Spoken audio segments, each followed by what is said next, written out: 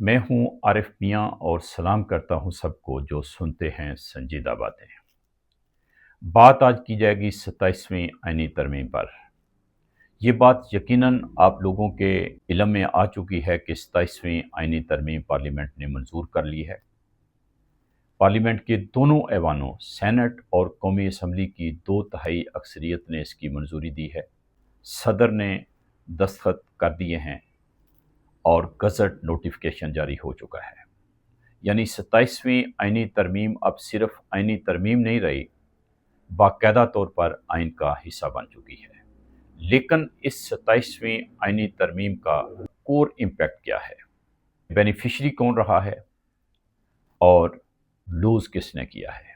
کیونکہ باتیں دونوں طرف سے ہو رہی ہیں، حق میں بھی ہو رہی ہیں اور مخالفت میں بھی ہو رہی ہیں، تو کنفیوژن ہو سکتا ہے۔ اس کنفیوژن کو دور کرنے کی کوشش کی جائے گی۔ یہ بات بھی آپ لوگوں کے علم میں ہے کہ پاکستان میں آئین کے تحت 3 ادارے ہیں: پارلیمنٹ، ایگزیکٹو اور جوڈیشری۔ پارلیمنٹ جس میں سینٹ اور قومی اسمبلی ہیں اور جن کا کام آئین سازی ہے۔ ایگزیکٹو، قومی اسمبلی میں جس پارٹی کے پاس اکثریت ہوتی ہے یا جو پارٹی دوسری پارٹیوں کو ساتھ ملا کر اکثریت حاصل کر لیتی ہے، وہ ایگزیکٹو پوزیشن میں آ جاتی ہے اور حکومت بناتی ہے۔ ایگزیکٹو یعنی حکومت، اور جوڈیشری تو بالکل ڈیفرنٹ ہے۔ ایگزیکٹو اور پارلیمنٹ میں کنفیوژن ہو سکتا ہے۔ تو یہ 3 ادارے ہیں پاکستان میں۔ لیکن یہ بات بھی آپ لوگوں کے نوٹس میں ہے کہ ایک محکمہ ہے پاکستان میں جو ان تینوں اداروں کے اوپر حاوی رہا ہے، اور وہ محکمہ ہے ملٹری اسٹیبلشمنٹ۔ یہ بات بھی تاریخ کا حصہ ہے۔ سب لوگوں کو معلوم ہے کہ ملٹری نے یہاں پہ بار بار مارشل لا لگائے ہیں، جرنیلوں نے طویل عرصہ حکمرانیاں کی ہیں، اور جب وہ حکمران نہیں بھی ہوتے تب بھی وہ حکومتوں کو ڈکٹیٹ کرتے رہے ہیں، حکومتوں کو گراتے بناتے رہے ہیں اور اپنے گروہی محکمانہ مفادات حاصل کرتے رہے ہیں۔ یہ بات بھی آپ لوگوں کے نوٹس میں ہے۔ محترمہ بینظیر بھٹو کی دونوں حکومتیں صدر نے ختم کی۔ میاں نواز شریف کی بھی 2 حکومتیں صدر نے ختم کی۔ 58(2)B کے تحت تب صدر کے پاس یہ اختیار ہوتا تھا، وہ حکومت کو، اسمبلی کو ڈیزالو کر سکتا تھا، تو ان لوگوں نے یہ اختیار استعمال کیا۔ بعد میں پارلیمنٹ نے البتہ ان کا یہ اختیار ختم کر دیا۔ لیکن یہ اختیار تھا کہ پرائم منسٹر کوئی سمری پریزیڈنٹ کو بھیجتا تھا تو وہ ڈیلے کر سکتا تھا، ڈیلنگ ٹیکٹس یوز کرتا تھا، اور اس دوران حکومت سے کوئی بات منوانے کی پوزیشن میں ہوتا تھا۔ یہ بات بھی آپ لوگوں کے نوٹس میں ہے کہ جوڈیشری نے یہاں پہ 2 منتخب وزرائے اعظم کو، پیپلز پارٹی کے سید یوسف رضا گیلانی کو اور مسلم لیگ کے میاں محمد نواز شریف کو، ان کے عہدوں سے محروم کیا، ان کو گھر بھیجا گیا، منتخب وزرائے اعظموں کو۔ یہی نہیں، جوڈیشری پارلیمنٹ پہ بھی اثر انداز ہوتی رہی۔ بارہا یہ ہوا کہ پارلیمنٹ نے کوئی ترمیم لائی، کوئی آئینی کارروائی کی، جوڈیشری نے اسے نل اینڈ وائڈ کر دیا۔ پارلیمنٹ آزاد ادارے کے طور پر نہیں رہا۔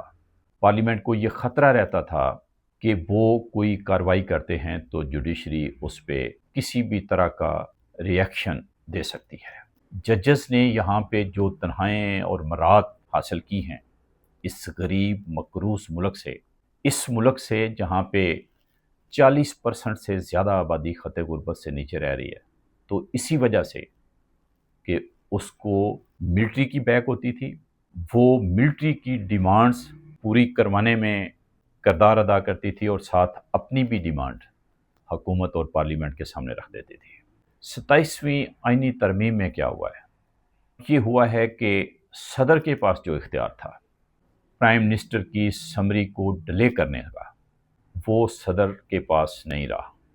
پہلے یہ تھا کہ صدر سمری کو منظور کرے گا، کب کرے گا، کتنی دیر میں کرے گا، یہ واضح نہیں تھا۔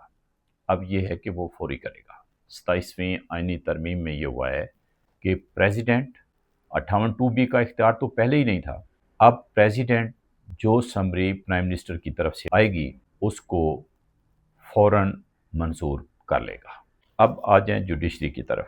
آپ سب لوگ جانتے ہیں کہ ماضی میں سپریم کورٹ پولیٹیکل میٹر میں زیادہ انٹرسٹڈ رہی ہے، کانسٹیٹیوشنل میٹر میں زیادہ انٹرسٹڈ رہی ہے، ان کیسز میں زیادہ انٹرسٹڈ رہی ہے جن کے تحت وہ حکومت کو اور پارلیمنٹ کو دباؤ میں رکھ سکتی تھی۔ اب 27ویں آئینی ترمیم کے تحت یہ ہوا ہے کہ سپریم کورٹ سے الگ کانسٹیٹیوشنل کورٹ بنا دی گئی ہے۔ اس کانسٹیٹیوشنل کورٹ کے اندر جتنے بھی قانونی آئینی معاملات ہوں گے وہاں پہ پیش ہوا کریں گے، اور کانسٹیٹیوشنل کورٹ کا فیصلہ اس حوالے سے حتمی ہوگا۔ سپریم کورٹ کا اس سے کوئی تعلق نہیں ہوگا، اور کوشش کی جائے گی کہ کانسٹیٹیوشنل کورٹ کے اندر زیادہ میچور ججز ہوں، وہ ججز ہوں جو آئین کو، قانون کو، آئین اور قانون کی اہمیت کو زیادہ بہتر طور پہ سمجھتے ہوں۔ آپ کہہ سکتے ہیں کہ جوڈیشری کے پاس بھی اب اس طرح کی پوزیشن نہیں رہی کہ ملٹری اس کے ذریعے سے حکومت پہ یا پارلیمنٹ کے اوپر اثر انداز ہو۔ گویا اب ملٹری صدر کے ذریعے بھی حکومت پہ اثر انداز نہیں ہو سکے گی، اور جوڈیشری کے ذریعے بھی اثر انداز نہیں ہو سکے گی، کیونکہ جوڈیشری بھی اب اس پوزیشن میں نہیں رہی۔ تو پرائم منسٹر کا اختیار زیادہ واضح اور زیادہ نمایاں ہوا ہے، حکومت زیادہ مضبوط ہوئی ہے۔ اگر حکومت سمجھے گی کہ فلاں ڈیمانڈ ملٹری کی طرف سے جو آئی ہے وہ مناسب نہیں ہے، تو حکومت اس کو اس پوزیشن میں ہوگی کہ مسترد کر سکے گی یا ٹال سکے گی، یا کم از کم بہت زیادہ دباؤ میں نہیں آئے گی۔ تو پرائم منسٹر کا، حکومت کا کردار زیادہ نمایاں ہوا ہے، زیادہ بہتر ہوا ہے، اور زیادہ جمہوری ہوا ہے۔ اگر آپ کا تعلق عوام سے ہے تو عوام کی نمائندگی منتخب حکومت ہی کرتی ہے، نہ وہ جوڈیشری کا کام ہے، نہ وہ ملٹری کا کام ہے۔ اور اگر حکومت مضبوط ہوئی ہے، اور یقیناً ہوئی ہے 27ویں آئینی ترمیم کے تحت، تو یہ بات عوام کے لیے خوش آئند ہے۔ اگرچہ ملٹری چیفز کو اور پریزیڈنٹ کو جو استثناء دیے گئے ہیں تاحیات، ان کے اوپر اعتراضات ہو رہے ہیں، اور یہ کسی حد تک صحیح بھی ہیں، لیکن حکومت کو ایک ڈیل کرنا پڑی ہے، پارلیمنٹ کو ایک اگر ڈیل کرنا پڑی ہے، تب بھی یہ ڈیل بہت بری نہیں ہے۔ یقینی طور پہ ہم یہ توقع کرتے ہیں کہ اگلا قدم اور زیادہ بہتر ہوگا، کیونکہ پارلیمنٹ اور حکومت اب زیادہ بہتر پوزیشن میں ہے۔ بہت شکریہ۔